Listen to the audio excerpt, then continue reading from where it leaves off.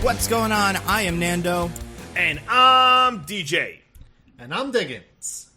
And this is Mostly Nitpicking, a podcast where every week we pick apart a piece of pop culture by looking exclusively at the details. Woohoo! Yeah. DJ, any reason, and Diggins, I guess, why you didn't do the thing you usually do, where you mock what the actors sound like in the movie? Why don't we get a Cat in the Hat treatment this time? What?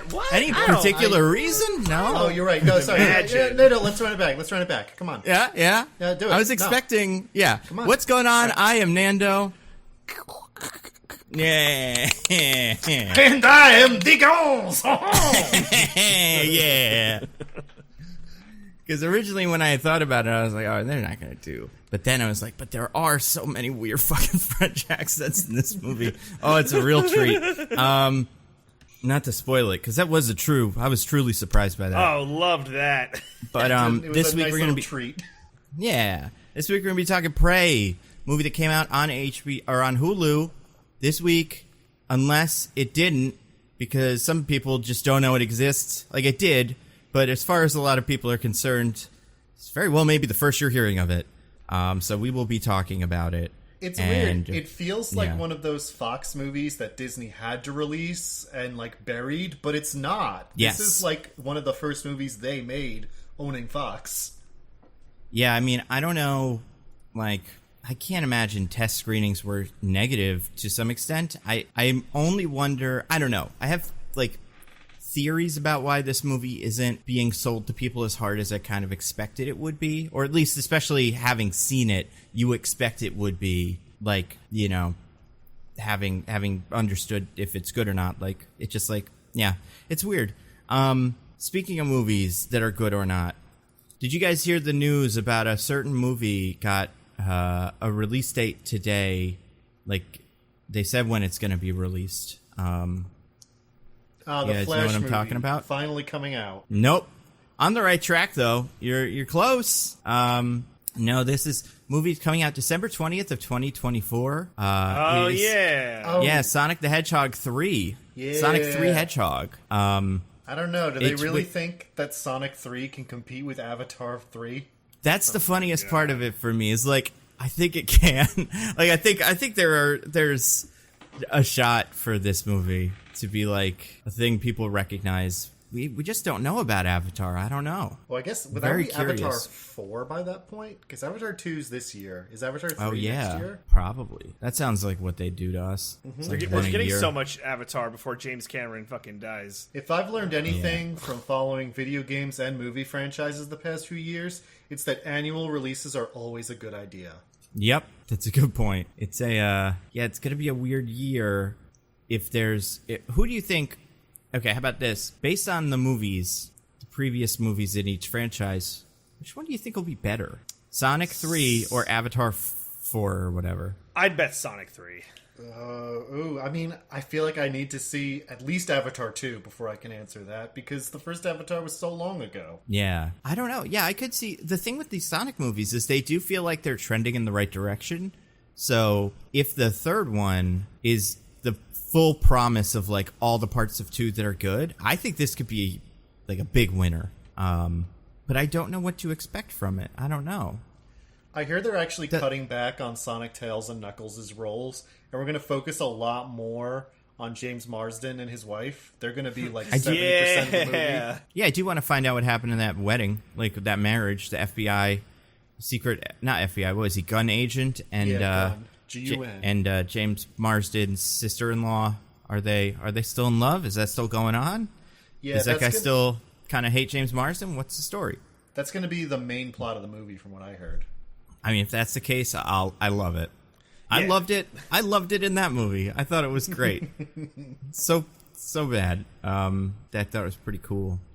Yeah, I mean, I do think it's weird. We've seen, I think, what is it? Shazam is the one this year that's coming out against Avatar 2. Mm-hmm. And it is curious to me if, like, what if studios expect Avatar 2 to, like, I guess the idea that these studios are like, we'll put our big giant franchise movie up against Avatar 2, like, do they know something that's like it's gonna flop or something, or do they just think it might? Because otherwise, it seems like something you wouldn't want to do. I mean, if they think it's gonna flop, I feel like that's a big indicator that it's actually going to be a huge hit. I mean, probably, right? Yeah, I mean, maybe they want an excuse, you know? That's where Batgirl should have gone. It's like right up against Avatar 2. And it's like, oh, we lost so much money on this movie. You could have still taken the tax break, probably. Or whatever it is. Yeah, you can make more money with a flop than with a hit. Exactly, yeah. I would love to believe that whatever his name is, the new guy, Zelgler or whatever, is just kissing old ladies, getting money for Discovery Plus or whatever. Being like, you love Discovery Plus, miss. You are a lady. Did you see that? That's news. We didn't talk about that this week. Oh, my God. Discovery Plus is for the ladies and HBO Max is for the boys, fellas. Wait, where did you see this? What is It's going on the, they did a earnings call or something on, like, for HBO with this guy, Zaslav, I think is his name. And one of the slides was a Venn diagram, although I don't even know if they were connecting. You figure they would, because it's like, they're similar, but I think it was like just HBO like Max. Two bubbles, and this is what HBO Yeah. Max is, and this is what Discovery Plus is. Discovery Plus is like HBO Max scripted content, Discovery Plus like unscripted content, HBO Max fandoms, Discovery Plus like what was that like series dumbs or like they made up a new word, but the big one was genre dumbs. Yeah, that's what it was. The big one was at the top: HBO Max male centric, Discovery Plus female centric. Oh my God! I just want to say one of my favorite things on HBO Max, like as a fella, was that Sex and the City reboot. That was for the boys, you know. That was. I for the appreciate fellas. that they're putting that content out for the boys. Everyone knows that them flighty broads can't, pay attention. Stop their ironing and their cooking long enough to sit down and watch a serial drama. They just need their nice, easy to swallow reality shows where you don't have to follow plot lines or whatever. They're too busy thinking about all the babies they're gonna have.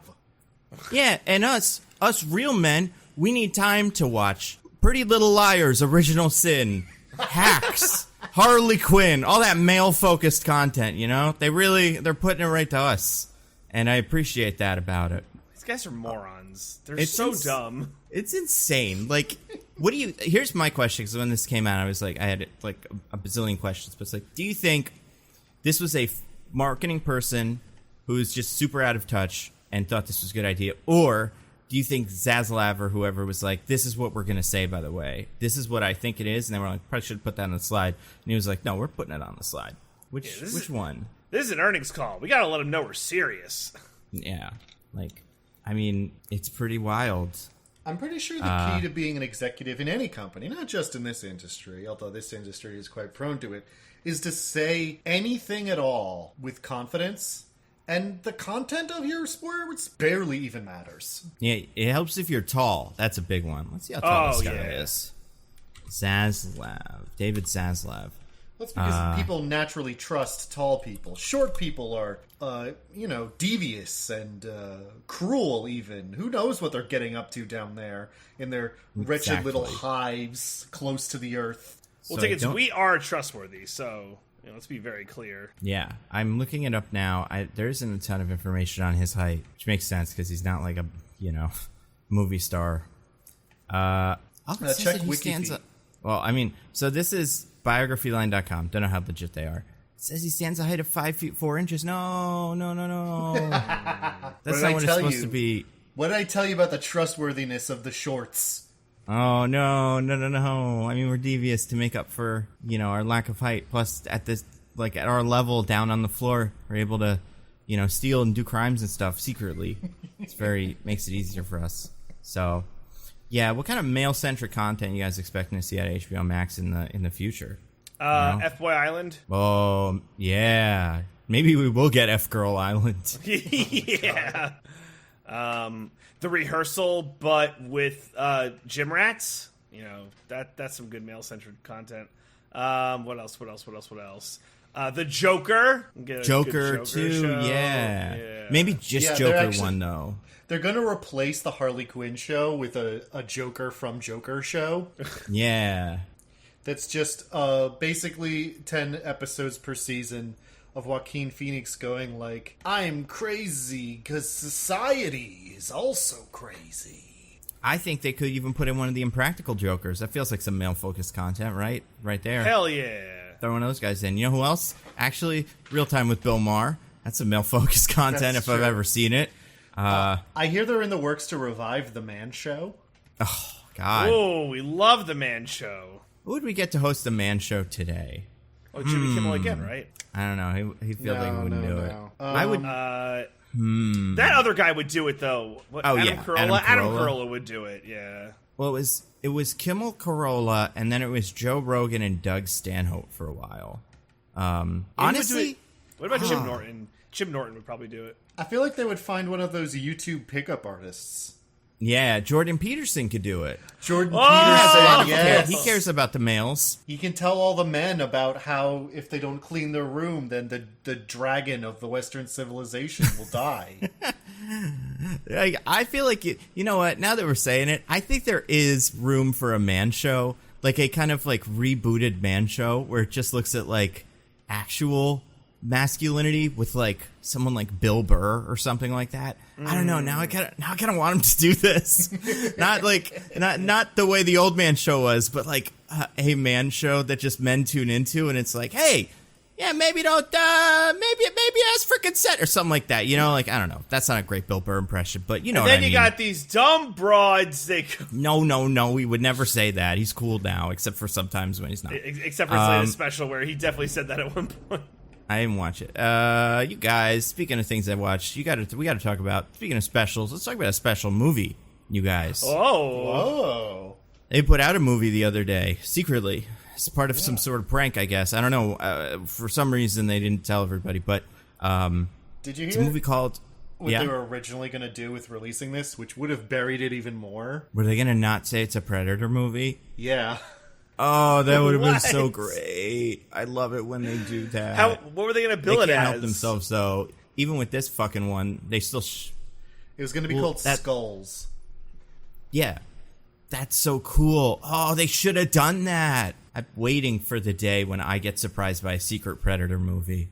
Because, you could watch, people say this, and I think this makes sense. Like, you could watch the first Predator, as long as you skip that one scene with the spaceship in the very beginning, not know what it is, and then find out it's a Predator, and that's a fun surprise, like, halfway through the movie, you know? Right, Like, you could have done that with this movie, although you would have had to cut out that scene with the spaceship in the beginning of this one, where it's just like, what are they hunting? What could this be? Is it like a ghost? And then it's like, holy shit, it's a Predator. That would have been so cool. Oh, now I'm mad at them. But yeah, we're talking about Parade, you guys. Parade. Like Hooray for PREY. Parade. That's right. You guys, I have an IMDb summary in front of me. Oh, Whoa. man. It's interesting. Yeah. I think this is an interesting summary. I don't think it's terrible, but it's... No, you know what? It's okay. I think it's okay. Who wants to go first? Do I get to decide? Yeah, Yeah. because you were last week's Then loser. I would like to. I would like to go first. Great. Okay. Yeah, what do you think the IMDb summary is? By the way, as All right. as we all know, every time, every year, or not every year, every time a movie is released, a bunch of French people get together and they put a big pile of raw meat, whatever the IMDb monster eats, in a hole, and then they use that as bait to catch the IMDb monster. And whatever it screams through its little jaws in like a really screechy tone, they like write that down and then try their best to translate that to English. And you know, sometimes the screeches are pretty accurate, and I think sometimes they just use what they kind of guess what they could mean based on trailers, and a lot of the times they're wrong. But in this instance, the monster, the IMDb monster, did an okay job. So yeah, All right, I'm interested okay to job. see how this goes. Okay, job. All right. Yeah. Okay. In 16th century America, the predator comes to hunt its first prey. Naru, a Comanche healer with aspirations of becoming a warrior. She must find a way to kill the predator before she herself becomes prey. Okay. Like the way you ended that. Very, very, very full circle. Diggins, you got any thoughts here? What do you got? I'm thinking it's probably a simple one, so I'm just going to go with A Comanche warrior sets out to prove herself by hunting the ultimate foe, an alien predator. Huh. Okay. So, this is tricky. I don't think... DJ had a couple things that Diggins did not have. Okay. However, I also think, first of all, I think DJ was wrong about the timeline. Oh, was I? What did you Wouldn't say this it was? He said 16th century America. This is 300 years ago. So this would be 17th century America, right? Or something like that. Wrong. It's 18th century. The year is 18th century, yeah. Yeah, I was going to say. 1719, okay. So I feel like I got to deduct points for that, which means I think we do have to go to a toss-up. I know. I made deducted points. This never happened before. What you got part of it objectively wrong, specifically in a number way. So that's easy. I think like DJ got the name, he named her, which is helpful. And I feel like a lot of the other information you gave about like being a healer and stuff wasn't super important. You know, you both had Comanche, you both used the word predator. I don't know. I don't have really strong feelings one way or the other. So I'm going to go to trivia and find a trivia that is pretty cool. I feel like I shouldn't have blown the thing about what it was originally supposed to be named and everything, because that would have been a great tiebreaker and I would have known it. Yeah, but one that you would have won. Great job. Yeah, that's what would have made it great. Real quick, this isn't the tiebreaker, but do you guys know the actors, like the main, what is her name? I already forgot. The main actress's name? Yeah, like her Naru. Do you remember the actress's name? Yeah. No. Okay, what is it, Diggins? This isn't the thing. Amber Midthunder. Yeah, every time I read that, I see Amber Mindhunter. I can't help it. My dyslexia brain just wants it to be Mindhunter. I think I just want Mindhunter to exist so badly that I want her to be like the Secret Child reboot of Mindhunters. Don't worry, David Fincher will keep doing essays with Netflix that are not new seasons of Mindhunter. God damn him, no. No. Okay, this isn't bad. I think I have a good number thingy here, too. Oh. So this is like something that can be a number. I guess I'm just going to have you both say, I'm not going to do Price is Right rules. You're both just going to give me a number that you think is the correct number. All right. So here's the thing. Actor Dane DeLiero, I don't know how to pronounce that, is one of the shorter predators. His height is quoted as what versus 7'3" for the original Predator actor Kevin Peter Hall. So knowing that he is shorter than that, how tall is Dane DeLiero? DeLiero, that's probably it. I have no idea. I mean, I have no idea how to pronounce his name. Yeah. You forfeit the question. Okay. DJ? No. DJ, what do you think? I guess we'll start with you. Or do you want to go first or second? I want to go second, yeah. Okay. Diggins. That way I can cheat. Yeah, Diggins, what do you think? Okay. DJ, higher or lower? And keep in mind, it does not matter because Diggins is right. What? Yeah, it is 6'9". Did you know? Yeah, I knew. Did you really? I knew. Oh, yeah. Shoot. Well, I mean, that's. How did you know? I do a minimum amount of research, remember? And I just happened to, some of the stuff I looked up happened to mention how tall he was. You were like, I gotta see how tall this predator is to know if I should respect him or not. If they should spend the movie like being reverent to the cool predator, or if it is a short predator and it's cool to kill him. Okay, cool. So it's the actual tiebreaker. I mean, I think that's still the tiebreaker. Diggins just knew it. No, all right, a couple things. One, I was not given an option to, defend myself. DJ, you could have gone first. You chose to go second. If you had gone first and happened to say 6'9", I would have been like, well, fuck, I lose. No. There's no way. Then in the future, I should just look up every IMDb summary that I get wrong or that I'm going to go for. I did not look at IMDb. I did not look at IMDb for this movie at all. Right, but I'm saying you did know the height. Yeah, so I didn't know that was going to be the tiebreaker. I feel like anything on the table can always be a tiebreaker. I feel like, Well, I mean, then you just have to not look at anything about the movie. I mean, you gotta fair. Yeah, should I not watch the movie so that I don't have an unfair advantage? Listen, I'm going to say, since Diggins got it, and knew it, then I think Diggins wins. I would like to do the highest form of protest. Is what I would like to do. All right. Are you going to self-immolate, DJ? Is that what you're going to do? If You're going to go on podcast strike? I feel like you've done podcast strike before. Yeah. When you've just been quiet after you lost, so we're not counting that.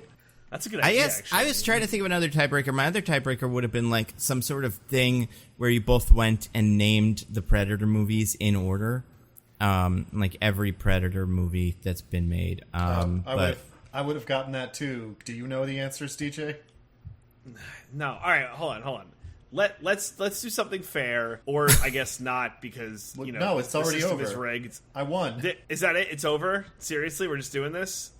I mean, I think he did win because he answered the question. My fault that I knew how tall this random basketball player was. I'm gonna look is he a basketball player? Oh. Yeah. I'm gonna look up so many things for every movie from that I have to compete in from now on. I'm gonna look up everything imaginable. You're allowed to do that. I do it. I'm gonna look up so many fucking things. It's gonna blow your guys' minds. Like, oh, I didn't know that DJ knew that the 8 set locations were Transylvania, Bora Bora, Hawaii, Istanbul, France, Germany, England, and Mexico. DJ, this is not The Gray Man 2. This is Predator. Or Prey, whatever the fuck it's called. It's interesting. Yeah, the guy is a basketball player, played for teams in Italy and Israel. And he is currently an actor, but mostly only in this. And some American Horror Story, I guess, episodes. Probably just he's got a guy to be tall. Right, yeah. He's got a role in Guardians 3 and TVA, so I'm just going to take a wild guess and say he's Predator again. What if Guardians 3 is a secret Predator movie? Ooh. Well, they are both owned by Disney now. Yeah. Hey. Wait, so Diggins, what are the Predator movies in order? Predator, Predator 2, Predators, The Predator, and Prey, not including the Alien versus Predator movies. Yeah, see, I don't know if I would have included them or not, which is tricky. But do you know the names of both of them? There's Alien versus Predator, AVP, and then God, what's the second one? I think it's like a C. It's Alien versus Predator, something with a C. So really, just whoever I gave the fifth thing, whoever got the odd numbered guess would be fucked, because it is not something with a C, but it is an equally like kind of nonsense, not like nonsense. Yeah, Requiem. There you go. Yeah. So those would have obviously come between Predator 2 and Predators. I was honestly surprised when I was thinking about this after seeing it. I was like, there was no Predator 3? Why wasn't there Predator 3? And I don't have a great answer for that. But, you know, when you look at, like, Alien, they never stopped. They've made those movies forever. And, like, these movies seem relatively cheap in terms of it's just a bunch of guys running around a jungle, at least the first one. So, yeah, I'm surprised it took so long to make a second Predator. Or third Predator, excuse me. So, Diggins, I think you won the game. I can't tell if DJ is protesting or not. I am protesting, but okay, cool. All the good it'll do me, yeah. So, DJ won. Diggins... DJ will still have to give the summary for the movie later. Also, what is the actual IMDb summary, Nando? Oh, yeah. Okay, sorry. Look it up. Starring Amber Mindhunter. The origin story of the Predator in the world of the Comanche Nation 300 years ago. Naru, and this one I don't quite understand, skilled, with that, like, quotation marks around it, female warrior, fights to protect her tribe against one of the first... I know. Fights to protect their tribe against one of the first highly evolved predators to land on Earth. So, like, DJ said the name of the character was Naru, got the number of years wrong, and then, like, you both kind of said fights predator, blah, blah, blah, but, like, there wasn't a ton of other details. If one of you had said, like, evolved, I think that would have been great. Well, if you had mentioned that it was, like, one of the first predators, although that's not made clear in the movie, but that is something that the thing says. If you consider the Alien vs. Predator movies to be canon, then actually predators have been coming here for thousands of years, and this is far from the first one. There we go. One of the first, but yeah. Wait, in the Alien vs. Predator movie, are they coming to Earth for thousands of years, or do they just go around to other planets? And, like, Earth is a planet they could go to. No. They have specifically been to Earth because the first Alien versus Predator is they find the big pyramid. The big pyramid, under the yep. ice, where they like had people who worshipped them and put aliens in their bellies so the predators could hunt aliens on Earth. That's exactly right. It's been a very long time since I've seen that first one. I don't think I've seen the second, although I've heard the second might be better. It's hard not to be. Yeah, it's a if you knew the thing kind of lied to you, but also the Predator continuity kind of fights with itself at times. I know some of the things that happen in this movie also contradict, I think, some of the comics that have kind of written in some of the Predator backstory. I know specifically one thing I think is the canon of it was changed, but just I do think it's interesting because they have just tried to reboot this so many times that it's like you figure by now they would just give up and say none of the other ones ever happened. But they did kind of happen, which is weird because that means every time you fight a predator, you say like one or two or three phrases, no matter what. You just say them, and that's the rules. So Diggins, as the winner, as the victor, to the victor go the carcass or like the little skull. You take DJ's skull out of his brain and now put it on your little belt. Yeah, I get to cut off his head and then give the instant skullification spray onto his head, so I have his little skull I can mount on my mantelpiece. So, yeah, what is your opinion about Prey? What if it was called Prey: A Predator Story or something like that? That's what Disney would do. Anyway, go on. What do you think about Prey? I think Prey is a good movie. Yes. Yep. No, it's a really good Predator movie. I mean, I think it might be the purest Predator movie since the first one, where it's just there's this monster out in some like remote location, and there are some people who it is hunting. Most of them get killed, but one of them figures out all its deal and uses that against it and manages to kill it. It's a very similar structure to that first one with Arnold Schwarzenegger, but it has its own twists on it. Like Naru is a very different character from Dutch is his name, right? Yep, Dutch.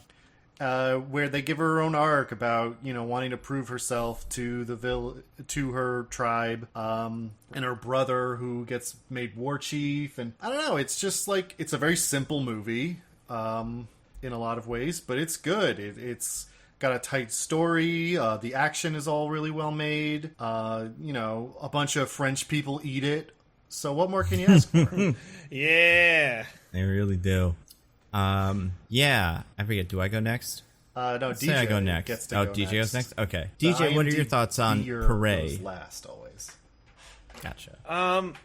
Yeah, I have very few quibbles on this Predator movie. It's way better than the last Predator movie we did. That movie was pretty bad. I don't know. Maybe just because I'm not like a huge like fan of this franchise. Not because I think it's bad. I don't know. I just not like big on it.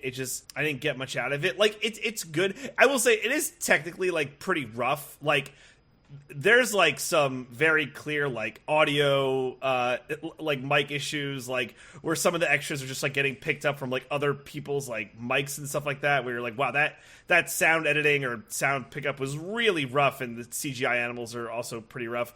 The Predator's pretty good, and for the special effects the Predator has, but yeah, it's like it's like a solid 5 out of 10. Like I'll say like 6 out of 10. Like it's a good movie. It's probably a great Predator movie, but I didn't get much out of it. Probably because the characters I found were very hollow. I just really didn't care for. What did you say, Nando? That like, what was the word they used in the IMDb movie for Naru? There's like something weird, like a warrior, skilled, but in quotation marks. But in quotes, yeah, she's pretty skilled in quotation marks. Wow. Yeah, that was weird. Okay, but apparently killing an alien predator is not good enough for DJ.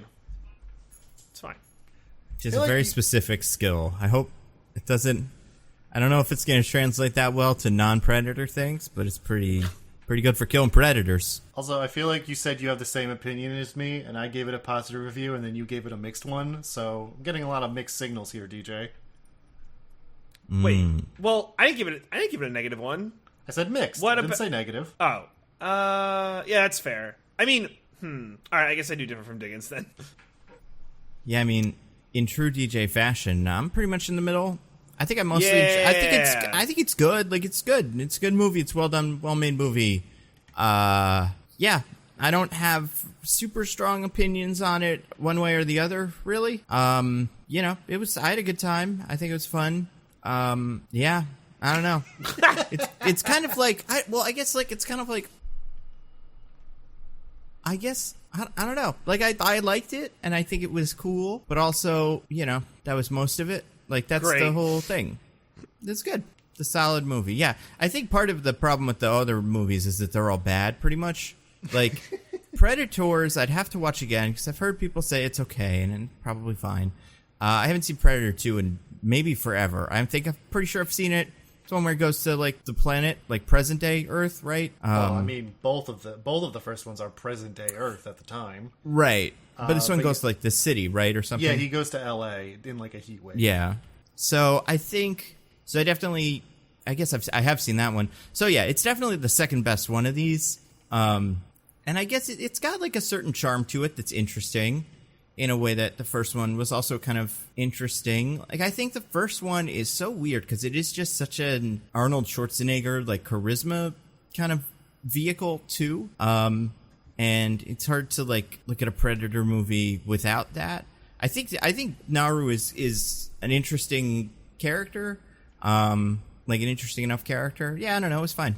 It was good. But DJ, you got to say what happened in the movie because you lost. Or I can just not, right? Like, you guys can't make me do. Yeah, I mean, if you want to ruin the podcast. Mm-hmm. All right, okay. Well, I'm gonna need some help because this, like, was pretty rough. Okay, all right. So we got it's 17 whatever, and 19. We got a Comanche tribe here, and there's this girl Naru, and her thing is medicine. She does medicine real well, and her brother, I only remember Naru's name. I can't remember the brother's name. Brother's name is Taabe, Taabe. Sure, I'm just gonna go with brother because that's I easy. think that's what I called him mostly too. Yeah. So brother, he's best boy warrior. He's the best one that there ever was. Best, better than all the rest. And there's, like, this ritual that you have to go through that makes you the coolest warrior, and Naru really wants to do it. But the brother's like, no, Naru, you can't do it. Like, you're just not a warrior, I'm sorry. And that sets up, like, a lot of our conflict for this movie, initially. So, oh boy, okay. You know what it is with this movie? I will say, it takes a while to get to Predator. For how short this movie is, it takes a bit long to get to Predator. I could have gotten to Predator a little quicker. Since, like, it's not what Diggins said where, like, they weren't going to bill it as a Predator movie. It would have been a surprise. Like, we knew what this was. So, if we know what it is, just get to Predator already. Jeez. So anyway. It seems like you want to see a first-person Predator movie about Predator's day-to-day where he, like, wakes up, brushes his teeth, and, like, puts on his big skeleton head thing and goes into that just looks around. Predator in the big city. Yeah. Hey, we get little sprinkles in the first half where he guts a rattlesnake and then he samurai kills a wolf and stuff.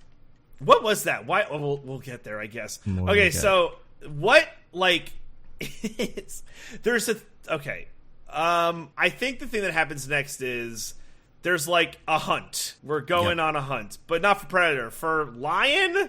Yeah, mountain lion, hunting. I guess. Yeah, mountain lion. Which, not to nitpick, but do they even have those in America? Like, come on. Yeah, we do. What? We totally have mountain lions in America. You don't right? know we have mountain lions in America? What? Well, when they said lion, I was like, lions? And then it took me a second. I was like, oh, mountain lion. That's like a thing. Oh, so, I just didn't think we had lions. I thought that was like an Africa thing. Lion King, Africa. Yeah, that was it. Because definitely you definitely thought that a mountain lion is a lion, and a mountain lion is just a name for another type of big cat. So there we go. Yeah, apparently that word is for cougar. I didn't know cougars and mountain lions are the same thing, but I guess they are. I guess they are. There's a lot of words for it because it has a very wide, like, range of where it can live. Like, cougars, mountain lions, pumas, panthers, they're all technically the same thing. Catamount, don't know what that is. I mean, I guess it's that, but I've never heard that word before. I have actually heard that before, and I'm pretty sure it is also an old-timey, like a really, really old-timey slur for a gay person. Oh. Or that might be catamite, actually. Oh, I can't believe you'd say something like that on the podcast. Diggins. Yeah, Bleep seriously, that Diggins. out, DJ. Yeah, so Mountain Lion, I think. Yeah, but now, in the movie, did the Mountain Lion actually do that, or was the Predator the thing that did the thing that the Mountain Lion is being framed for? I think the mountain lion did attack that one guy that they find. But Right, I guess because they do find a mountain lion, yeah. yeah, so like there is a mountain lion and it is causing them trouble. It's just there's also something else. Ooh. Well, so anyway, we go hunt for mountain lion, and Naru's like, I want to go, because she's got like hints that there is something else out there, because she's like also a good tracker, and she's got some hints, like the gutted snake or whatever, that, hey, there's more out there, but they're all like, shut up, Naru. So they go hunting for mountain lion. Naru goes, she fails. Best boy comes back with mountain lion. Yay, he did it. Also, there's a mom, and the mom is like, just chill out, Naru. Just, like, chill out. That's also happening. So, then Predator, I guess? Like, we're still doing this, like, little game where it's like, there's a Predator out there, but everyone's just like, stop it, Naru, stop. I honestly, like, can't remember what happens until we get to Predator. Wow. And I think that's more or less it. She goes out on her own to like track this thing right, down. yeah, she's like, I'm gonna go hunt Predator. She goes out on her own because she wants to prove herself. She finds a bear, has a little action scene with the bear, but then the Predator shows up and wrestles a bear, and it's really cool. I did like when it cut the bear in half. That was pretty metal. Like, you know, right, for what it's worth. So then, I do wish there was a version of this movie where the bear killed the Predator and then just killed her, and we saw it drag both of them back to its house, and then the other bears were like, what the fuck is that? Dude, I know that one thing is like a person or whatever, but that other thing is not. And it was like, oh shit, you're right. And then the bears became the protagonists of the movie, but hey, that's not the movie they want to make. I get it. So she goes to hunt the Predator, and yeah, there's like a thing with the bear, and oh man, now I'm like, next thing that happens is the French people, but there's like something before that because the brother gets involved. Yeah, her dudes find her, right? Yeah. There's Oh, a right, 'cause search they went out party looking for her. of other Comanche who find her, and you even suggested a wheel slice about this bit. Well, we'll get, I guess we'll talk about the details in particular. Right. In particular, but yeah. So they're like, we're gonna bring it back, and she's like, no, there's like a thing out there. And then we finally get Predator killing dudes, which is always fun, right? If we're gonna do Predator, let's at least watch the Predator killing dudes. So then she has to run. She does. Then she runs into the brother, I think. Nope. No. Well, the brother is there. You know what it is? This. I thought no. that The brother. The brother he's not split up. Yeah, he's not with the OG hunting party. Nope. Yeah, she finds him at the camp. Yep. That's He's what one of also my- caught. One of my quibbles with this movie, there's like no cohesion. It's just like a bunch of stuff happening. I found it very easy to follow, DJ. Yeah, I feel like it's. I think you're making it a little bit more complicated than it needs to be. I mean, Like- well, I could simplify it. They find Predator. They elude Predator. They get trapped by French fur trappers. Predator kills Frenchies. Then they figure out how to kill Predator. It's because she's smart, and then they kill Predator. That's like the Cliff Notes version. Yeah, Yeah. Oh, that's pretty much it. brother Dog decide, kind of yeah. reparts. Oh, there's a dog. Yeah, the brother decides he has to sacrifice himself because that was weird to me. That felt so unnecessary. Well, I he gets feel the like- classic Predator kill, where the Predator has pretty much already killed you because it snuck up on you, and it's like, run. Like, I love that. Love Maybe- that he got Yeah, that. I was. Maybe I totally didn't read- these tropes. It didn't read to me as Have him you seen being it? like, "I'm gonna hold it off. You run." It read to me as him being like, "It's got me. You better get out Yeah. of here." Now, I'm wondering, DJ, how many Predator movies have you seen? The one we did, The Predator, was that the one? Is it the only Predator movie? Okay, well that's why you don't like Predator movies. You watched the worst one. Well, that too. I do think, like, so wait, you've never seen the first one with Arnold, where all that. No, stuff but I'm is- familiar with it. It's like, kill me now, and with the mud, that whole thing. Yeah, the mud thing is from that one. That's like a Yeah. big part of it. So where the guys But do I've the never- handshake, where their biceps are big. Oh yeah, from yeah. gifts, like that movie is that. But I've never seen it. Huh. You should watch it. It's pretty good. It's a solid, like, action movie. It's pretty much this, except for more guys, kind of. Like there's a little bit. It's a group, right, as opposed to like one dude, but or like one person largely on her own. But besides that, pick 'em same up vibe. One by one, kind of. Okay. Yeah, it's great. All right. Oh, Well, it's maybe that's why like I failed because like I don't know Predator things. I think you just had maybe different expectations for what a Predator movie is. Maybe the first one, maybe the one that we did like really fucked my head up for like what a Predator movie is. Yeah, this movie did not have. I'm talking to Diggins about it. No revelation that autism is a superpower, makes you the most advanced being on the planet or whatever. None of that. I was waiting for it, but we didn't have time. I guess. Fine. Yeah, didn't have little baby Predator dogs. Didn't have Halloween costume kids. I don't remember what else was in that. It was pretty bad. But yeah, I guess the brother thing was like, well, I'm cooked, so you go. But then she kills Predator with her brain because she's quote unquote skilled. She's apparently the IMDb summary says it sarcastically, but she does have the skill to kill the Predator. Yeah, in the context of the movie. IMDb fan or like user, likes and whatever have a well documented bias towards certain things, which might be reflected in this summary. Well, and also, like we said, the summary is we get the summary by trapping and killing the summary monster, which I think we can all assume is also a predator. So maybe the predator wanted to kind of downplay how good she was. So it's like, like a skilled person comes and kills my friend. Like maybe that's why.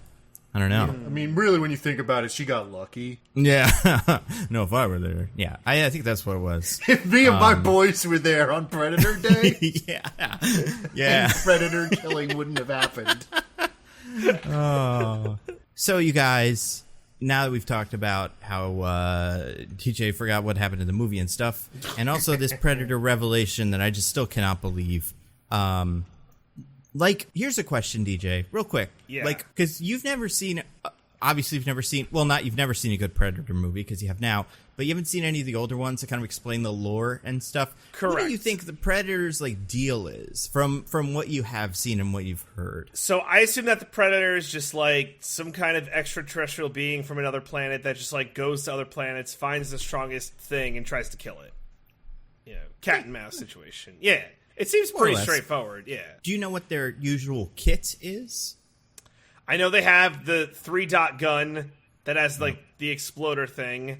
Mines, I feel like mines are a part of it. Some kind of chain sword or some, like a chain whip. Maybe in this one. I wouldn't say that's, their key. If you had to pick what you think are the three big kind of how you distinguish a Predator, what are its specialties? What are its, essential weapons or skills? I was going to say dreadlocks for one, because that feels just such a big thing. That is very big. Yeah.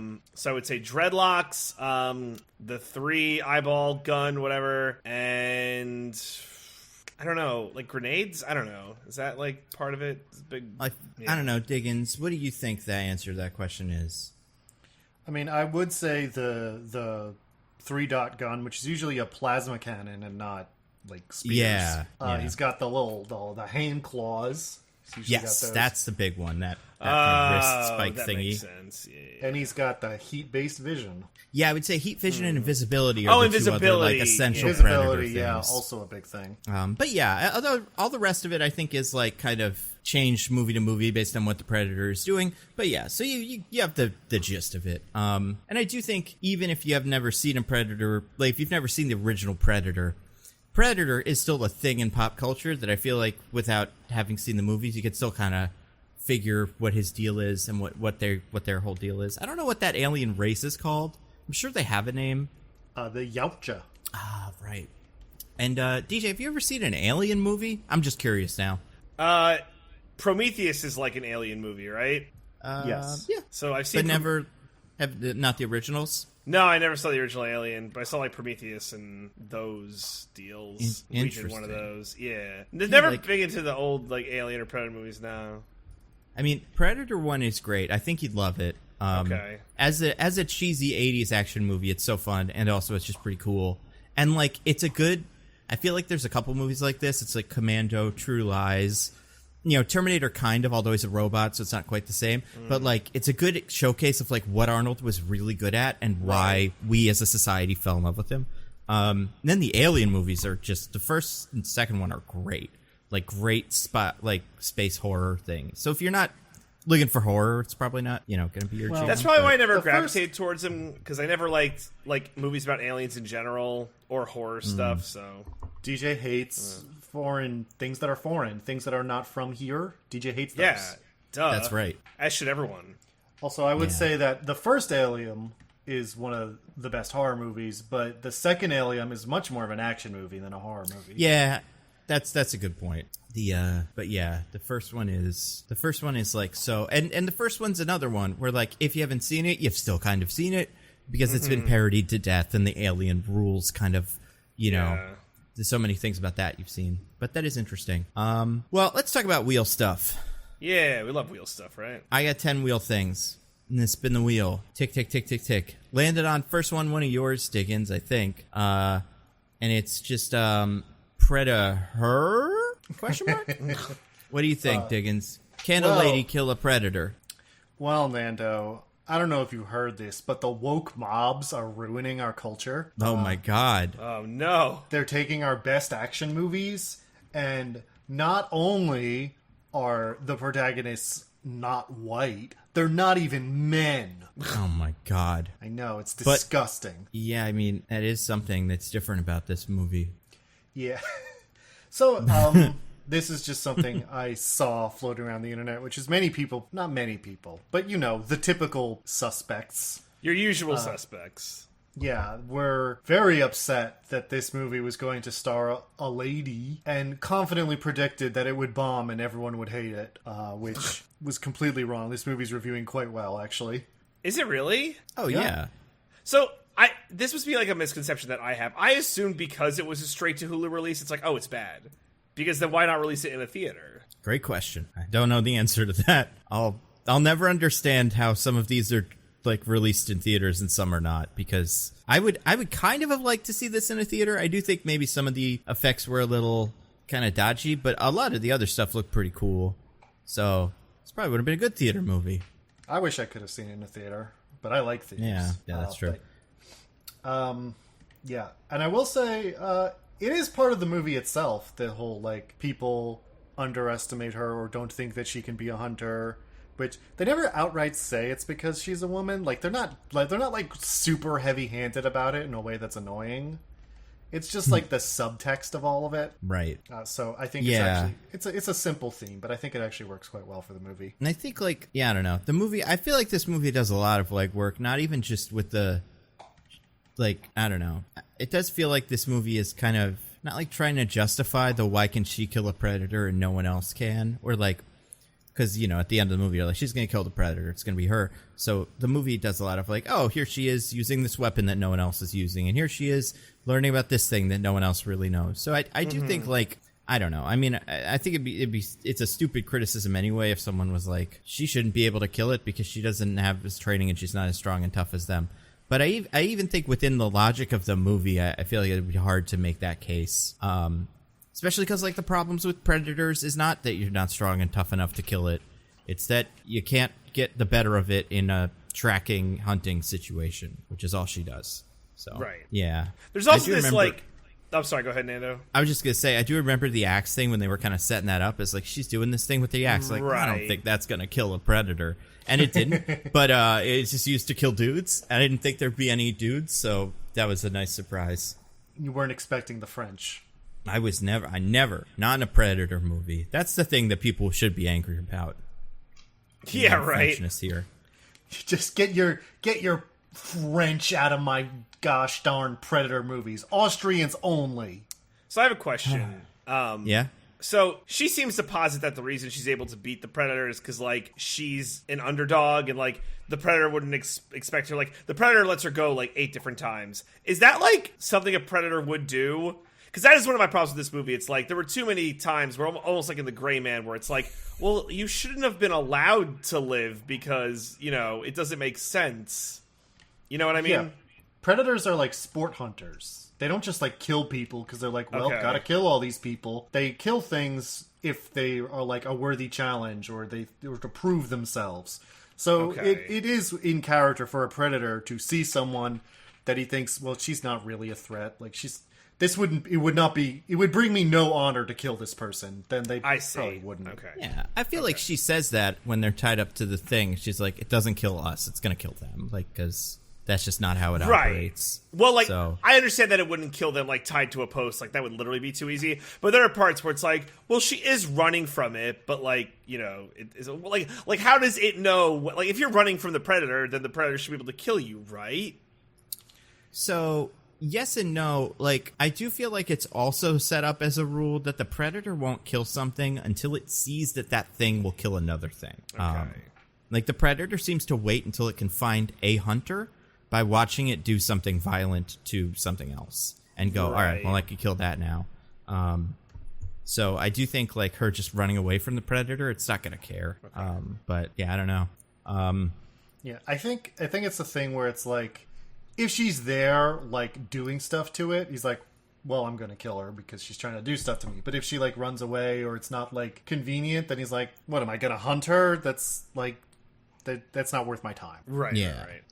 I spun the wheel again. It landed on weapon stuff. This is one of mine. So I do think, like, I feel like the Predator's kit expands throughout the movie in a way that's kind of cool, right? Because, like, the idea seems to be... Yeah. It seems only able to unlock the things that someone else tries to use to kill it. And then it's able to, like, invent, you know, a gun or, you know, even, like, the spear. Because, like, I did think that was cool. It kills the snake with the sharp kind of almost snake teeth-like thingies.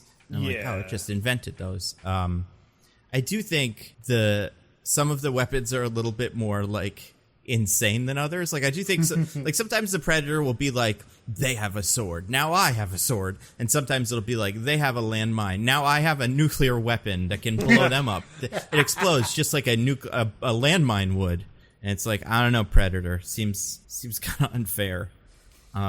Did you guys have a favorite predator kill in this movie? The French, right? Well, Any, but a like an specific individual, like, kind of, yeah, like how it killed someone or something. I have one, which would be when it decapitated that guy with its shield. Oh, that one was cool. That was yeah. so good. And it was cool when she didn't get decapitated with the shield because of the rocks and stuff. That was clever. And because she stabbed it with its own tooth. Yeah. Do you have one, DJ? Is it bad? Mine's the bear. For some reason, I just loved the bear. No, the bear was sick. He holds the it over bear its was head cool. and, like, pours its blood all over it. Yeah, like, Yeah. I thought that was metal as fuck. So, yeah, my favorite's probably the bear. What about you, I Nando? think my favorite, and it's not, I don't think it's the most exciting or, like, the most, I don't know, like, cool. I feel like, I don't remember. I feel like one of Naru's guys who comes to rescue her gets, like, cut in half or some shit. I don't remember what that is, but whatever that was, probably cool. I loved when one of the Frenchmen shot the predator, and then it just picked up a bear trap and whipped it at that guy and killed him with that. I thought that was pretty sick. Yeah, that was good. Yeah, the predator's pretty cool, but yeah, there was some things, some bombs specifically that I was like, all right, predator, relax. This is not acceptable. But hey, that's what he does. Listen, when you have so many French in front of you, eventually you gotta be like, yeah, I'm tired of this. I gotta pull out the big guns. Facts. Yeah, that's true. I spun the wheel again, landed on another one of mine. Just where is she going? I was a little bit confused. I feel like, did the tribe, like, pack up and leave at one point? Or did they go, like, we're going this way? Was that a thing that happened? I don't think they moved during the movie. I mean, it's a so thing either. that the Comanche tribes did, so it wouldn't be crazy if it had happened. Yeah, I guess I just can't remember. Part of me thinks that at the bit when the lion killed all the guys, or killed some of the guys, I guess just one. The lion only killed one guy. They specifically say Yeah. the first one it attacked lived thanks to her. Right. I guess I couldn't remember if there was a point where they were like, because there's lions now, we should probably get out of here. And she was like, no, I'm going in the other direction. Either way, I do think this movie did kind of feel a little bit small world, like in terms of like she would go somewhere and then totally lose her dog or something, and then just in a couple scenes the dog would be back. And I'm like, you're in the forest, buddy. And I guess the dog can like smell her, but I don't know. It just feels so easy to. I was kind of worried for her because I was like, you might never find these people again. What if you get lost? But I guess she has like a plan for that. I would never. That's the part of this movie that would kill me. Not the predator. The part where you have to go into the wild, survive. Not for me. Let's not get ahead of ourselves, Nando. We have you're touching on a discussion we'll be having later. That's true. Spun the wheel again. Lands on one of DJ's beating up women. Yeah, so this was weird. DJ's favorite thing. Yep. Not enough. Beating them up the corporate ladder to success. Oh, right, because women should never get past the glass ceiling. So you can install the ceiling, the glass ceiling. So I know this was weird. 2 different times in the movie, they just go to town on Naru. So the first one, like, it's when the boys come to like bring her back, and one of the guys is like really like dogging her, just like being like, "You suck, you're awful," blah blah blah, and they just like start fighting, and she gets down on the ground, and they all just start like kicking the shit out of her. It was so weird. I'm like, this is unnecessary. I don't know if they're just trying to make it more, like, real or whatever, but it was, I don't know. I was like, this is kind of gratuitous. Yeah, it was funny. There was that one, like, that fight, I feel like escalates really quickly when she, like, bites him or something. Yeah. And then they just start doing, like, wrestling moves on her. But I do think it's weird. I guess, like, I don't know what they expected to do in that situation. Because they like found her and they were like, "You're coming home," and she's like, "No." And then I guess they all looked at each other like, "I guess we have to kill her then, or like knock her out because we can't do this." But yeah, that scene was pretty insane in terms of like going from like it's kind of wrestling around, putting her in handcuffs to like just punching her in the face. What about the other time she gets beat up? So the other one was, I guess this makes a little bit more sense, but when they're captured by the French. And, like, I get it in the context of the movie, like, they're, going to be ruthless fur trappers because they're monsters, I guess. But begs the question, who's the real monster in this movie? But they also just, like, kick the shit out of her for not no reason, but, like, they already had her in a cage, and they're just like, get back, and just, like, fucking hit her with the butt of a gun. So, I don't know. Well, DJ... Felt a little gratuitous. I'm not sure how much you know about this. It turns out, I've been doing some research on this after watching this movie, Europeans weren't always so great to Native Americans, it turns out. Get out. Yeah, no, like, I've been looking at all this stuff, and, like, I don't know, there's some stuff in here that I feel like, I thought it was all Thanksgiving, and eating turkey and corn together and whatnot, but according to the internet, there's some things that happened that were, not great. Oh, the fake news media? Is that what you're going to believe, Diggins? Wake up, that's a good don't point. Be a sheep. I'll stick to what I learned in my elementary school classes, that we were very nice to them, and they were very nice to us when we showed up, and then mysteriously, hundreds of years later, they're just mostly gone. Well, because the predators. Obviously. Because of all the predators. That must have been it. Yeah. There were some things that kind of got attributed to, like, colonialism and stuff, but that was mostly predators, so... This is actually a movie that the woke mob, like the opposite of the woke mob, would probably love, You mean regular, hardworking Americans? Exactly that. I spun the wheel again, Diggins, or DJ, this I think is one of yours. Just a bear trap flesh wound? Yeah, so in the beginning, and we kind of kicked the movie off with this, but Naru is just kind of doing her tracking in the woods. And her dog, who's like her companion, like gets his tail caught in a bear trap. And it's like the dog's upset about it, but it's like it's not a problem. I'm like, that's weird. Why are we doing this? And it's like, to show she's good at medicine. I guess. But I'm like, I'm pretty sure that bear trap would have took that dog's tail off. And then later, she's running and her herself gets caught in a bear trap. And it's like, it's fine. It's like, no worries. And it's like a Looney Tunes style bear trap with like the teeth and the little spring. And it was like... I don't know, it's just, like, weird. I'm like, the bear traps are, like, they'll fuck you up, man. It's not messing around with a goddamn bear trap, so... Well... I just found that interesting. Well, DJ, if you looked carefully at the bear God traps damn it. in this movie, Damn it. the teeth are all very dull. So there's really only the blunt force of it closing to hurt you instead of it digging into your flesh. Then you would die from an infection. I don't know. It's just like, I don't know. Give Well, bear that's why traps. she does the medicine, DJ, so she doesn't die from an infection. Fine. I guess the movie nailed it with the bear traps. Just felt a little weird to me.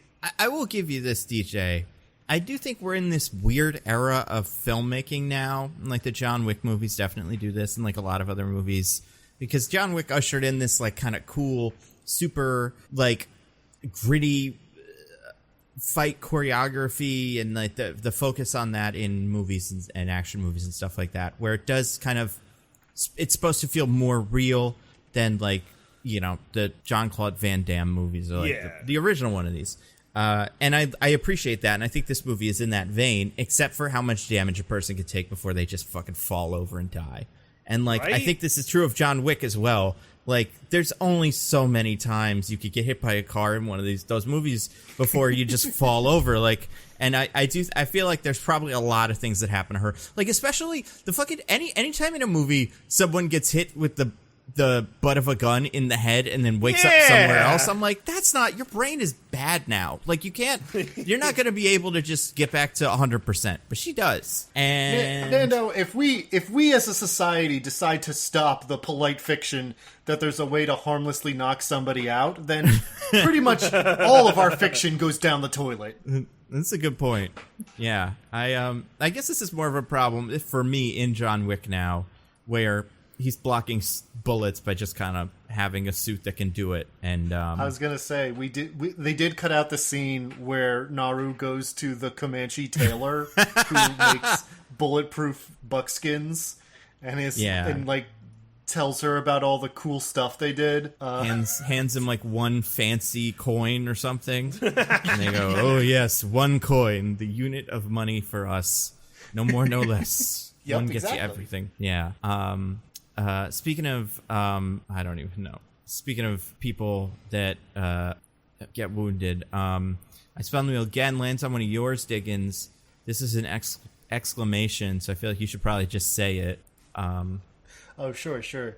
I believe what you're hinting at is Sacre bleu, le prédateur! Yep. So, how surprised were you guys when French people showed up in this movie? And there were lengthy scenes where French was spoken but not translated, which I love, don't get me wrong. But yeah. I was the most surprised, if I may. I didn't think the French were the people we were going to get, you know, hanging out with, or really capturing and brutalizing Native Americans. Didn't see that one coming. So, I mean, I was very surprised by it when I was watching the movie. In retrospect, I shouldn't have been, because that period of time and that location in the United States was owned by the French at the time, and it was not very well populated by Europeans, but the ones who were there tended to be French fur trappers. So it makes sense that that's who she ran into. But it was extremely funny to have a bunch of people come up and be like, "Oh, maintenant, ici! Oh, Yeah. I appreciated the consistency of, they're all speaking English in the movie, but English is only Comanche. Like every other language that gets spoken, which is mostly just French, is itself. And then whenever anyone's speaking English, it means they're speaking Comanche. Yeah, I really love that in movies. Like, I think, I don't know what to call it, but I think from now on, I want to call it like the warrior spin, which is in that show Warrior. There's times when the main characters are like speaking, where are they from? I don't know. Another language to each other, and then the camera just spins around them, and then they all just start speaking English because that's the language that everyone in the show is going to be talking in from now on. So like the show is just like, listen, obviously this isn't the words that are coming out of their mouths, but you get it, right? And I always appreciate that. I have heard that there is a Comanche dub of this movie that I did not know about. All the actors recorded their lines in Comanche as well. Which is like half cool, half like, I kind of wish... Wait, did they record... Is it a dub or is it did they do another take? I've heard conflicting reports about this. I saw one thing that said they filmed in Comanche. I saw another that said it was just a Comanche dub. I'm not sure. Yeah. So I hope it's the other thing. I hope it's not just the dub, because that would be super cool. Yeah, I almost thought about turning it on for my first watch, but I was like, if we're going to be doing our conversation about it, I should probably listen to the version they give you when you click on it. I didn't even know about it until today. Yeah, this is the first time hearing of it, but that is cool. Yeah. But More going back things to should do that. going back to the French for a moment. Yeah. I was just, the thing about them is not only are there a bunch of French people speaking French, but they're easily the most cartoonish part of the movie. Mm-hmm. Like, you get, like, it's been this, like, very serious, like, action drama sort of thing about these, like, very evenly handed depictions of a Comanche tribe. You know, they seem like real people, etc. It's not, like, engaging in any stereotyping. And then, like, we get to the French camp, and they are literally, like, one step below, like, Sacre Bleu! Les Native Americans! We must stab her with our spear, gentlemen! Laughing at each other, like, twirling their big, stupid mustaches. I love the mustaches. On the IMDb page, they're all named by their facial hair. So you got big beard, wax mustache, stuff like that. I do think maybe we just nailed it with the French like stereotype. Maybe that's exactly what they were like back in the day, and they're all just like fucking Lumiere in there with a cigar in their mouths, and like, so, you know. Oh yeah, that's our first hint that there was going to be French people in the movie. She finds a bunch of skinned bison that don't look like they were killed by the predator, and there's a cigar nearby. I kind of put that together, but I was also like, but wait, is this the predator doing this too for some reason? Because I was like, oh, does a predator needs the fur to hide itself? And it makes way more sense. I do appreciate the idea that there were just more people introduced so the predator could kill them. Because it did feel like it was just going to be like, does it kill her or not? But then it's like, nah, it's going to fuck these guys up real big. And that's great. Oh, yeah. There's like a 10-minute scene of like nothing but the predator just slicing through endless parades of Frenchmen. Well, yeah, and in that scene, there's bits where, like, some of the Frenchmen are so committed to this plan. They have a whole plan to trap the predator and kill it, which, sure, cool. I guess they just are curious, because I don't think they think they're going to get a really sick fur off the predator. But predator kills a bunch of their guys, like, on the outside of the thing, in a loud enough way that I feel like people can hear that. And other guys keep doing the trapping thing, stay in their little hidey holes. Like, good commitment to the plan. I love their like base level plan was apparently pop out of some dirt holes after the predator like steps in a snare trap or something. Yep. Or it might have been another bear trap, actually, come to think of it. And then throw a big net over him and be like, oh, we did it, boys! We have caught ourselves the predator! He is under the net! Everyone knows you cannot get out of a net! I love the net, by the way. That was maybe the most brutal kill, is when the predator found, like, he saw their net and he was like, oh, I'll make a net just like theirs. And it just cut the guy into little bitty pieces. Oh, that bit was wild. That was another good one. Yeah, I kind of forgot about that until now. I spun the wheel again, landed on one of mine. This is just the gun. So this is what it must feel like for people that haven't seen, like, for people that don't know all the Marvel comics, but could see something being held and focused on in a camera, like, very lovingly. And then you're like, that's something, I guess, but I don't quite know what. And it clicked for me later in the game that's that gun that from, Predator 2. Yeah. DJ, did you have any idea what the deal was with the gun? I did not. Okay. So, Diggins, you want to explain it? So, Predator 2 ends with Danny Glover is the star of that movie, right? Correct, yeah. Danny Glover being brought aboard the Predator spaceship that the Predator he's been fighting in L.A. Came down on, and he and the Predator have like a cage match watched by all the other Predators on this ship. And when Danny Glover wins, the other Predators are like, give him the nod, like, we respect you now that you've killed one of us. And so as a gift, they give him an old flintlock pistol, which at the time was just supposed to be like, they've been here before. They've been doing this a lot. But it is exactly the same. It looks the same and bears the same inscription as the flintlock pistol that Naru ends up receiving from the French translator. Yeah. So, yeah, because they did really build that up a lot and have a lot of shots of it. And, yeah, it was very important. There were a lot of, like, references to other Predator things. I can't remember what lines were there that were Predator lines. If it bleeds, we can kill it. Yeah, she says that at one point. No, the brother does. Oh, the brother? Okay, yeah. There's that one. There's another one in there. I saw it in the trivia, but I can't remember what it was. I'm going to find it. They didn't have one of my favorites. Which one is that? You're one ugly motherfucker. They could have done it. Totally would have worked. Apparently when Naru says, do it now, this is a line to Arnold's line in the original, or not Arnold's line. Oh, in the yeah. original Do film. it now. Do it now. Yeah.